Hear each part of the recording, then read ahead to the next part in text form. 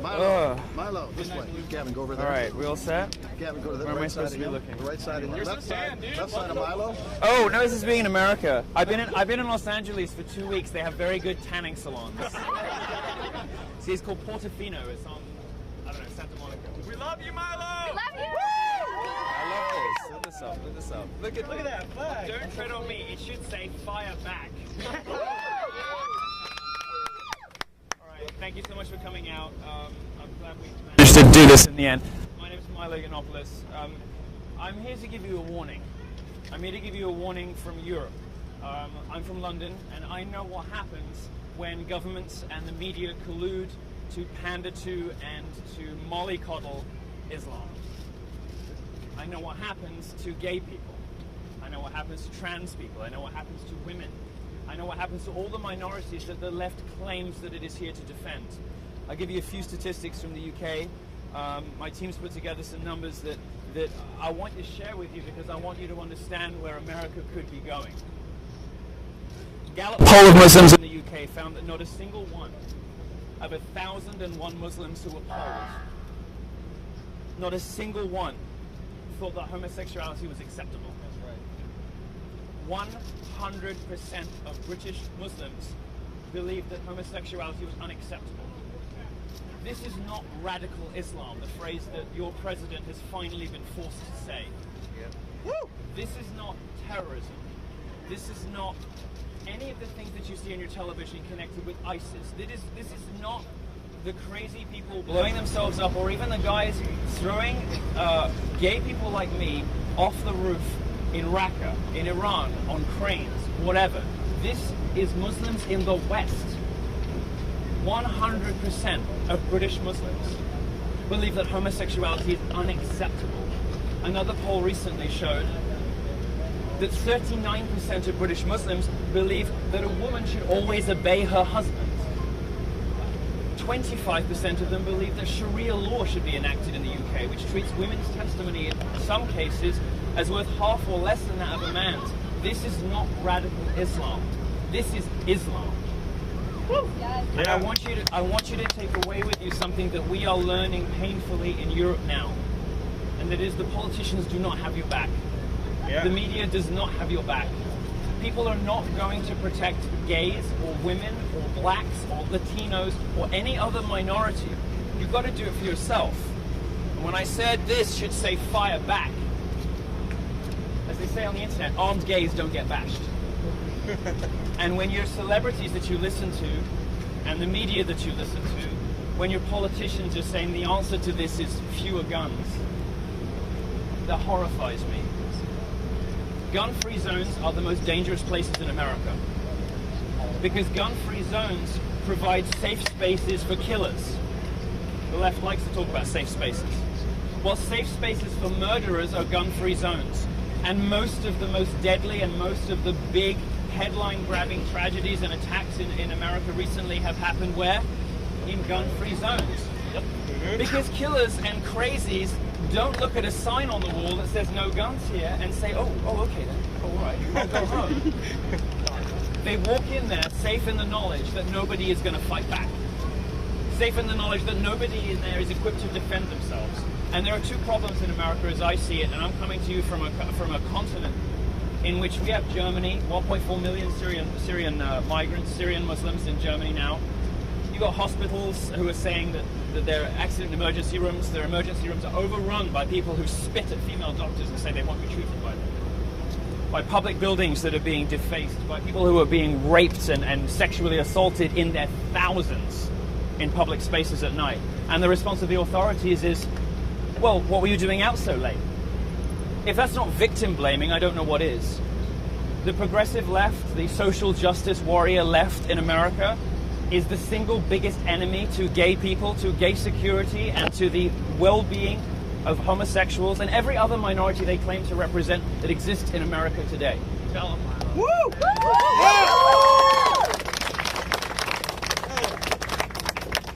Some more statistics from England, where I'm from. 52%, 100% of the Muslims in the Gallup poll believed that homosexuality was unacceptable. In a second poll, 52% believed that it should be made illegal. So my sex life, my love life should be against the law. 39% are banging the husband. 31% think that it's acceptable for a man to have multiple wives. Well, I could maybe get on board with that, but as long as I was wife number one. If the United Kingdom remains in the European Union, some of this data is going to change. The data is going to get worse, not better. Now, you might wonder why, how 1,001 out of 1,001, 100% could get worse. Well, the data is going to be supplemented with murder. The data is going to be supplemented with more events like you've just had here in Orlando. 50 people, 49, 50 people, and another 50 maimed. This is 100 people whose lives were irrevocably, irredeemably changed by one lunatic whose philosophy was informed by not just radical Islam, but Islam as it is practiced today in all parts of the world. Muslims pouring into Europe and the UK. We see it happening where I come from, and I don't want that to happen to America. America is the greatest country in the world. There is a reason I'm here, because I love this country, and I love the principles on which this country was founded.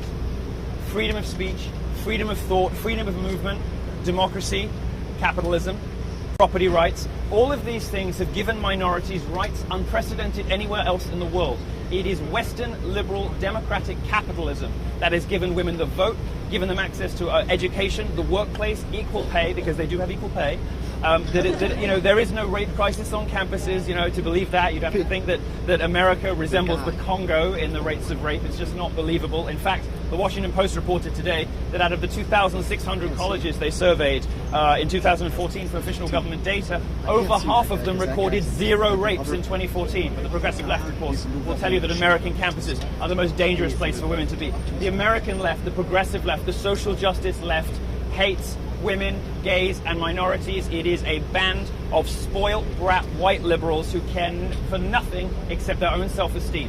They don't care about anything except feeling good about themselves and advertising their own moral virtue to everybody else.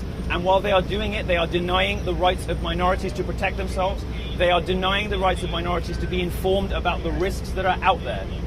And importing Muslims into this country is going to represent significant risk to minorities. Politicians don't want you to hear that. You hear that from people, it sounds like, oh, crazy right-wing rhetoric. This is the reality that Europe is living through.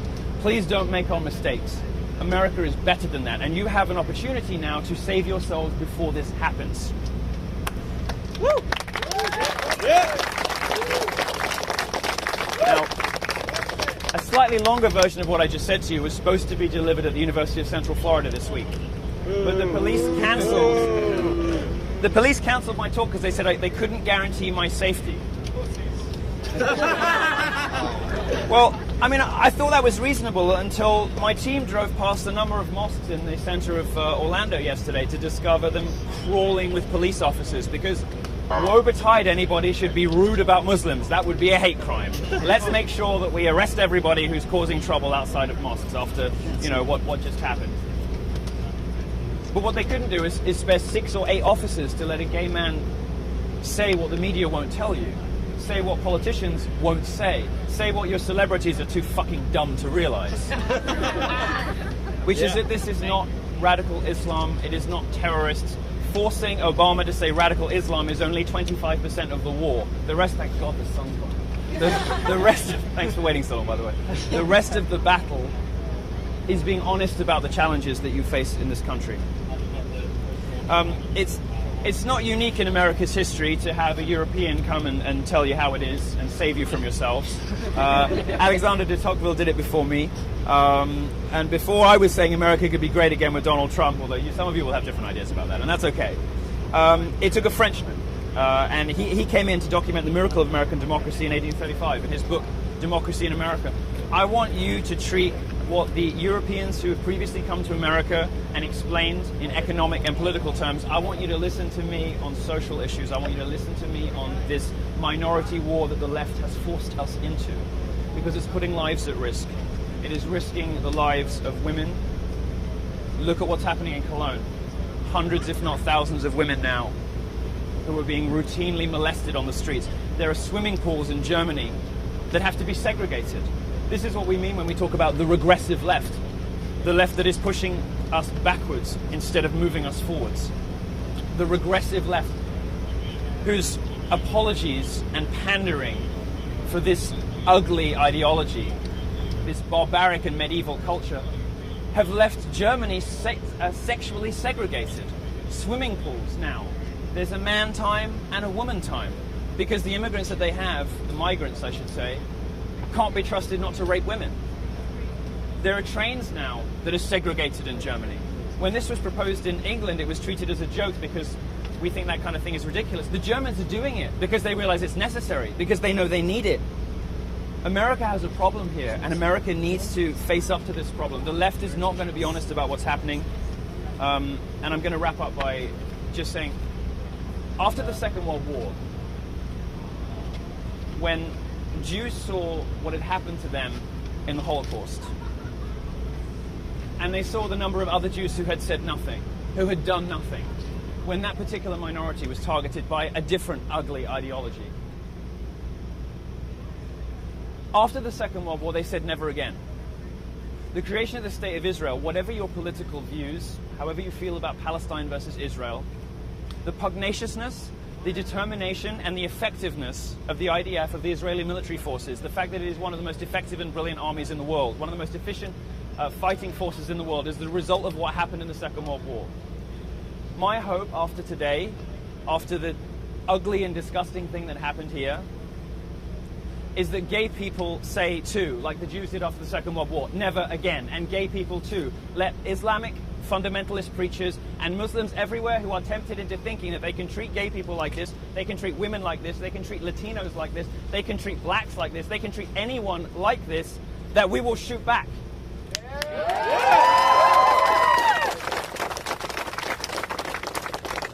And to those liberals who say the answer is gun-free zones, those liberals who say, oh, can't we all just love each other? Your entreaties to peace, love and understanding on Twitter are not changing the views of people in mosques around this city, are not changing the views of people in mosques anywhere else in this country. They are not changing the views of ISIS. They are not changing the views of the immigrants who come into Europe. They are changing nothing. They're not helping you. They're not serving you. They're doing nothing for you. They are instead lulling you into a false sense of security that you are safe. You are not safe. The best thing you can do in America, because you are in the best country in the world, as I said, and you have two things on your side that Europe doesn't. You have the First Amendment, which means, or at least should mean, that people like me who don't even belong here in a way, you know, I'm not a citizen here, can come here and say whatever they feel. Most of this talk would have got me arrested in Europe.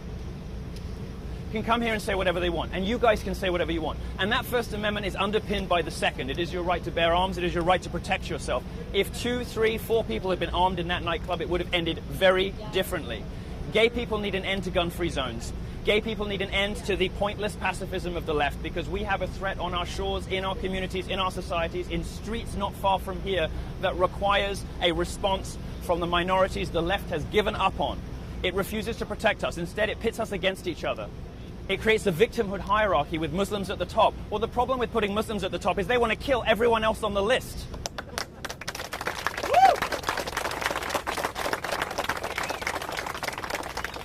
You have the First and the Second Amendment here, so your gay communities, your women, your blacks, your Latinos, and everybody else who feels let down by the progressive left, who is looking out on the left and thinking, what did you do to us?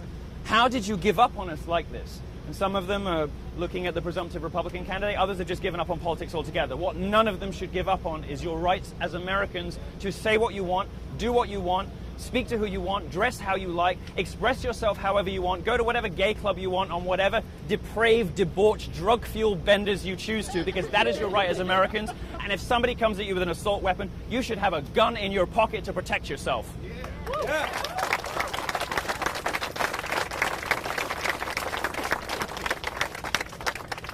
That's all from me. Thank you very much. I'm going to take your questions.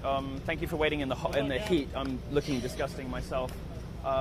Gavin McInnes, who some of you will know, has a question. I think a lot of the people with questions would like to say something, and I feel like that they feel sort of encumbered by the whole paradigm of a question. Do you have a statement? Would you like to make a statement? I don't know if you have a moment. All right. Gavin McInnes from the Anthony Cumia Network. How are you, Gavin? All right, nice to see you. Go ahead. Isn't it funny how a Canadian immigrant and a British tourist are telling Americans how great their country is? It was founded by guys who wrote down on a piece of paper the basics. And they knew the pendulum would swing back and forth, so they added amendments And the First Amendment said free speech. We have a gay man here who would like to discuss the slaughter of at least 49 gay individuals. He's prevented from that. He says, I would like to talk about the prevention. That's prevented.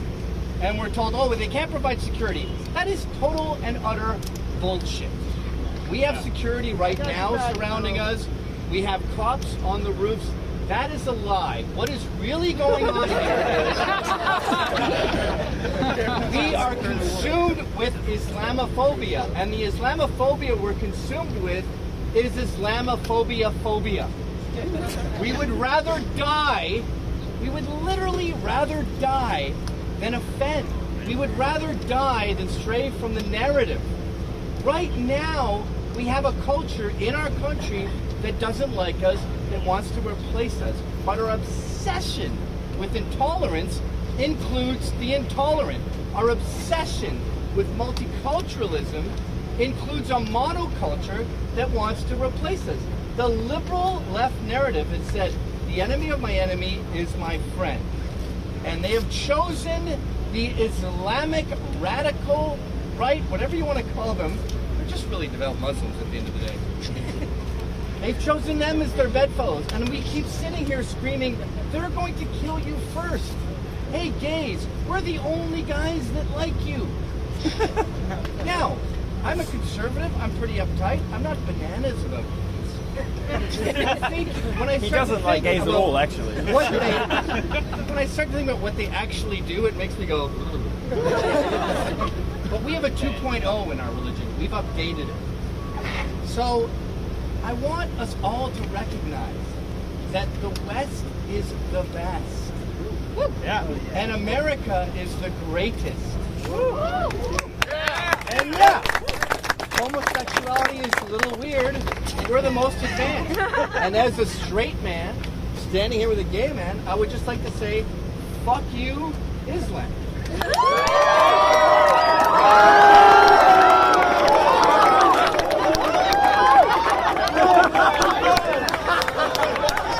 Oh, that beard. That beard. None of us got that. No, we can't. No, we can't.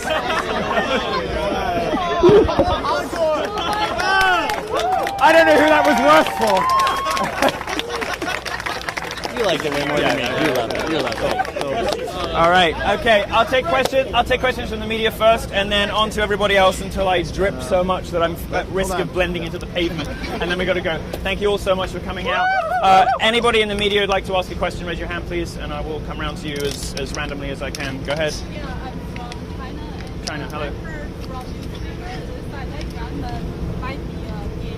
Yes. Yeah. So think about this. Yeah, so there's a lot of reports that the gunman might have been a homosexual, and he probably was.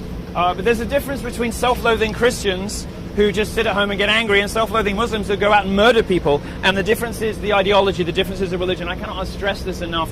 What the left is going to tell you is that conflating Islam with Islamism is hateful. It is, it is right-wing rhetoric. It is, it is not something that civilized people do, and it betrays the, what we all know about our Muslim friends and all the rest of it.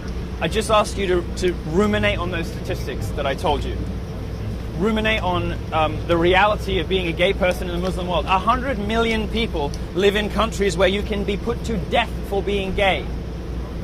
100 million. We don't have that in the West. Why? Because we have democratic capitalism, and also because we have Christianity. You want to talk to me about Christianity hating homosexuals? The best example, probably the Catholic Church. But what was the Catholic Church doing in the 50s and the 60s when being a homosexual was illegal in Ireland, was illegal in the whole UK? It was taking gays in, making them part of the clergy, giving them a home, giving them sanctuary. Fine, the Catholic Church didn't agree with what they did, so it asked them not to practice that while they were part of the church's family. But the Catholic Church has been looking after gay people since long before any Western state did. There is nothing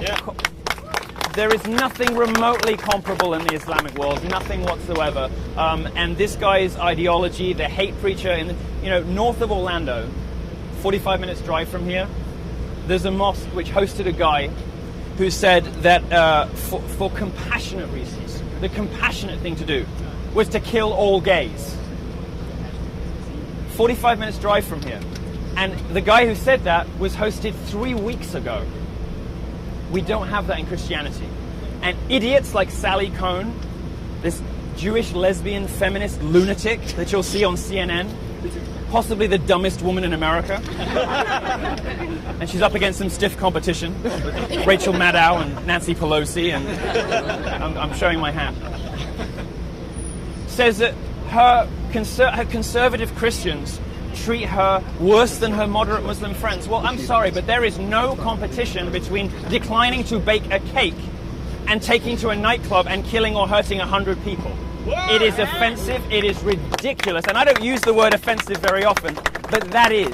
Do not listen to these idiots. When you look as a scientist, as a student, when you look at data, you try to work out what is different about this picture versus this picture. What are the points of contact? What is the same and what is different? And what we find is in these crimes where people are butchered like this, there is one point of difference, and that difference is Islam. And it is not an Islamism problem, it is a Muslim problem. And America is going to get that problem if it doesn't wake up. Thank you. Yeah, Can you go ahead. comment again on Sheikh Kalishfar's comment about the killing of gays 3 months ago at the Husseini Islamic Center, and the lack of comment from Imam Muhammad Busri of the Islamic Society of Central Florida, who's been a spokesperson here for the last 2 days for Islam? If you go onto the websites of any of the mosques in Orlando, you'll see mealy-mouthed, woolly phrases like, oh, we utterly condemn the acts recently, you know, we had nothing to do with it, washing their hands. Well, their hands cannot be washed. This is not a time for out damn spot. This is a time for we fucked up and we're sorry. They hosted these guys. They hosted guys whose congregations, or whatever they call it there, I don't know, their flocks, listened to hate preachers who said the compassionate thing to do was to murder homosexuals. How dare that mosque in Sanford, north of Orlando, how dare it have a statement on its website in red text that you can't miss today, saying we utterly disavow, this has nothing to do with us, Islam is a peaceable religion, we feel terrible for the victims. You did this. You hosted this man. This man spread the ideas that this broken, damaged, evil young man grew up on, was bred into, and eventually acted on. And for Islamic leaders to finally, after how many terrorist attacks in the West, finally for them to come out and say, it's really bad, they shouldn't do it. That's awful, we totally disavow it. There's no worldwide Muslim peace movement. It's taken them decades of terrorist attacks to finally have the balls to come out and say, we disavow this. And what are they doing now? Mealy-mouthed apologies on safe liberal media, rather than saying, we did this guy was here, we're going to make amends, we're going to make this right. Instead, the comment from the guy that runs this horrible mosque up north, oh, we had no idea he said that. They're liars. They're liars, and they did this. And at some point, they're going to have to be held accountable either to God or to somebody else because they did this. Next question. Yeah. Is there a proactive approach or something you can suggest as a possible solution to the issue that you what kind of actions can be taken to prevent another massacre? Well, at least one of the presidential candidates has suggested things that a lot of people find too much, which is a ban on Muslim immigration into the country. People are going to have different views about that. Personally, as a gay person, I'm all in favor. After Orlando, I'm all in favor. If there's something you could do to protect gay people in this country, it's very simple: close the border. But failing that, gay people need to stop listening to the left. Stop listening to people who say that peace, love, understanding, and pacifism is going to save you. It didn't save those people in the nightclub. It wouldn't save me if somebody came for me in a nightclub. What would save me is getting a residency here and getting a concealed carry pass. Go ahead.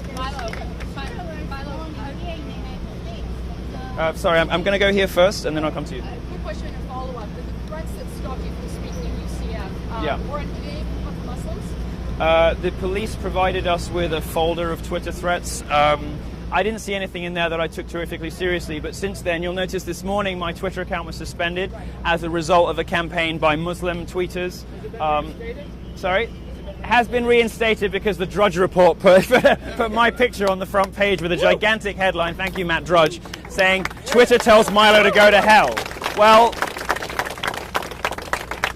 it was Muslims telling me to go to hell, and I'm glad to see that Twitter very quickly and panicked and backtracked and reinstated my Twitter account today. If it goes down again, who knows? But I have seen, for instance, I have a store where I sell T-shirts to some of the kids on my college tours. That store has received over 100 threats today.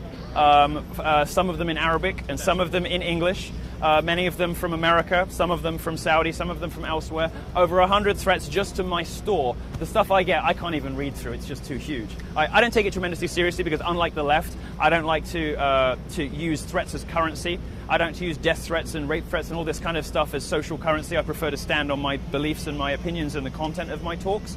And I don't treat stuff terrifically seriously until recently, in which case, I have to get guys like this because the police won't look after me. But the threats that I've had from, my staff are freaked the fuck out. They are terrified. My staff are emailing me saying, can we do something? Can you make this stop? Can you stop this coming in? Can you stop this happening? Because we've had over 100 people just today from a variety of English and Arabic accounts threatening, my staff, threatening, to bomb the warehouses where my T-shirts are made, all kinds of things like that. So police won't do their job of protecting people because of Muslim threats. Is it fair to say that UCF specifically is becoming a Muslim no-go zone? I think that in just the same way that Twitter, whose largest investor is Saudi, has become to some degree Sharia compliant in the last 6 months, I think the American universities are becoming Sharia compliant too. There is one minority on campus that is completely untouchable, is beyond reproach. There is one minority on campus that if you say anything remotely critical about, you are in trouble. Your education's in trouble, your ability to graduate is in trouble. That's Muslims. You want to see a minority on campus, I'm sorry to say it, as ridiculous as it sounds, but this is true. I've done, half my college tour already. I've probably been on more American college campuses this year than anybody else. You want to see a group of people who can't say what they think on campus, who are worried about getting a cut in funding or being socially ostracized or endangering their education for what they believe. It's conservatives. It's American conservatives who cannot say what they believe on campus. Yeah. Could you speak up for me? And the solution of this, regardless of this incident, you suggested the ban on Muslim immigrants and also close the border. But this shooter was born here in the United States. Yes. Don't you think it's easier to find a common ground between the Muslim community and the gay community? What's been great about the UK and the US as countries that have had immigration over and over again, successive waves of immigration, both ethnic and various other kinds, is that people have come to the UK, people have come to the US with values in common. They've come and they have become British or become Americans. They have come believing in democracy, capitalism and freedom. There's one group, one religious culture that has failed to do that everywhere that it has arrived. British Muslims are now less integrated and less assimilated, not more, than their parents and their grandparents' generation. We're now sending as many people to ISIS as Belgium, which is like a jihadi hotspot, right? You don't have large numbers of working class Muslims in this country. You have terrorists and you have nice middle class people who could afford to fly here, right? You don't have 1.4 million migrants like Germany does. But when you start to, if your politicians go the same way as Trudeau in Canada, when you start to, you're going to see some of this stuff happen. And, in answer to your question, the best thing that people can do is be educated about the realistic risks of living in close proximity with people who want them dead. The only people who are surprised by the fact that Muslims don't like gays very much is journalists, politicians, and celebrities. Everybody else gets it. The only people who are surprised are the people who write your newspapers. Any other questions? Yeah, right here. You can do one more, yeah. London, are you talking about did you get rid of the current mayor, Sadiq Khan, making some, legislation to ban women's bodies from buses? Yeah, I find a lot of what is said about Sadiq Khan to be slightly over the top. He's had some questionable friends in the past, but what's remarkable about that is how similar the world painted by Islam versus the world painted by feminism looks. They want all the same things. They want women covered up. They want the same people disintermediated. They want the same people shut up. They want the same people, not to have platforms. The world painted by Islamism and the world painted by feminism look very similar. And, the Soviets left-wingers in America useful idiots. Well, for ISIS and for Saudi Arabia and for the the Wahhabist Muslims, for the Muslims who really are dedicated to the destruction of Western civilization, the most useful people in America are Gawker, BuzzFeed, Vox, Mike, the New York Times. All of these publications that routinely make excuses for unacceptable points of view or simply don't report on them at all. All right, I'm going to do a couple more questions and I'm going to have to go, I'm afraid. Will this have a good impact on the Brexit? Do you think English will take away this? Brits pay disproportionate attention to America, as of course they should. I hope that this reminds Brits that their future is not tied to Europe. They don't have to live in a Europe where Angela Merkel is welcoming in 1.4 million migrants, fundamentally changing the fabric of society. It may be that this helps to embolden Britain to be the independent, successful country that it can be, and I hope that it does have that impact, because clearly Britain's fate does not need to be tied to a doomed continent, which Europe now is. Hi. Anyone else, media? After the shooting, Donald Trump said that he will support LGBT rights and ban Muslims. What do you think about his comment?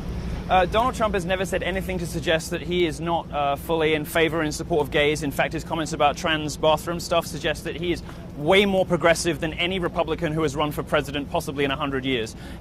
What his business decisions and his track record suggest is that he's probably the most gay-friendly candidate for president on either side for decades. Obama's done nothing for gays. Obama's done nothing for blacks. But Trump has made, in the comments that he has made, Trump has indicated to me that he might be the most gay-friendly president ever. And certainly gay people are starting to pick up on this. Gay people are getting the message. Gay people are picking up on this, which is why, you've got the Gays for Trump movement, and people are starting to report all over the place that homosexuals are saying, you know what, despite myself, despite everything I thought and all the things I've been told and what the left has been telling me my whole life, I think I'm going to go for that Trump guy.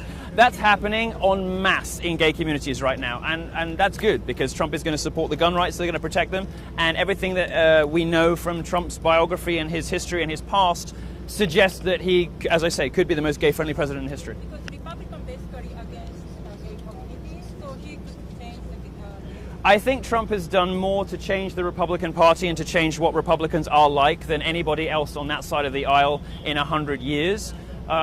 There's no reason to suppose he wouldn't do it on social issues too. What a lot of Republicans don't understand, but Trump instinctively clearly does, is that for many voters, not all of them, social conservatism is dead. These voters, are pro-gay marriage. They don't care about, they think they rightly believe that the war on drugs has been a disgusting, expensive mess that has ruined lives.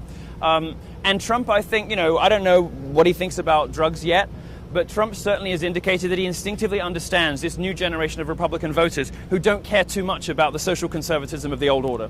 So, if you are thinking, I want somebody strong who's going to look after, the direction of this country and look after me and not be wedded to the things that I don't like about Republicans from the 50s and 60s that the left has been telling me for 40 years, Trump could be your candidate.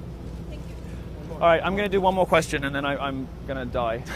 Sorry, thank you so much. Huh? Welcome to Florida. Oh my God, I know I've spent time in Miami, but I normally stay in hotels. All right, so I think we're done with, yeah, okay, go ahead. Okay, just want to go back to the Twitter thing for a second. It's pretty obvious that at this point, Andrew. kind of out, both Twitter and Facebook have been out and practically suppressing certain forms of speech. Yeah. Coming through that they don't really care. Yeah. Is demanding change within these two platforms worth fighting, or a battle worth fighting, or is it more realistic for, I guess, entrepreneurs or trying to create a social media alternative? Conservatives haven't demonstrated a particular aptitude for social networks or for, there are conservatives who run tech companies, but they tend to come in later when the company really needs somebody who actually understands numbers. So they get a conservative. Silicon Valley, you're not going to change the politics of Silicon Valley. It's pretty deplorable the way that conservatives went to suck up to Mark Zuckerberg after the controversy a few weeks ago about Facebook's political biases. They did a photo opportunity. They didn't demand any concrete, realistic promises for change. They did not require Mark Zuckerberg to make a public statement. Everything was off the record. Mark Zuckerberg, who loves transparency so much, the whole meeting was off the record. I don't have any realistic expectation that any social networking company, any Silicon Valley startup is going to discover a commitment to free speech or discover a commitment to fairness to conservative points of view. The best you can do is hold their feet to the fire when they fuck up. And when they fuck up too much, the stock price plummets and the company collapses, which is what's happening to Twitter right now. Thank you. All right. Thank you very much, everybody. I'm really grateful to you for coming out. I feel. Where should they line up to meet you? I need like 20 minutes in the car. Okay, ask him. I feel disgusting, so I can only imagine how you guys are feeling. So thank you. If you want to come say hi, I'm fine with that. I'm going to need 15 minutes in the car to make some phone calls. So if you want to hang out here, one of these guys is going to let you know where to line up and where to go, and we'll try and find a shaded area if it's at all possible. And I'm going to just hop in the car for 15 minutes and then I'll be out, okay?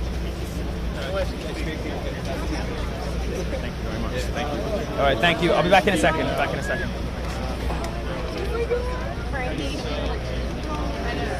I know. I feel like I